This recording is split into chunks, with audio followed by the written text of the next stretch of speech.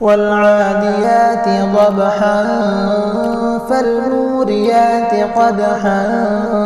فالمغيرات صبحا فأثرن به نقعا فوسطن به جمعا إن الإنسان لربه لكنود وإنه على ذلك لشهيد وإنه لحب الخير لشديد أفلا يعلم إذا بعثر ما في القبور وحصل ما في الصدور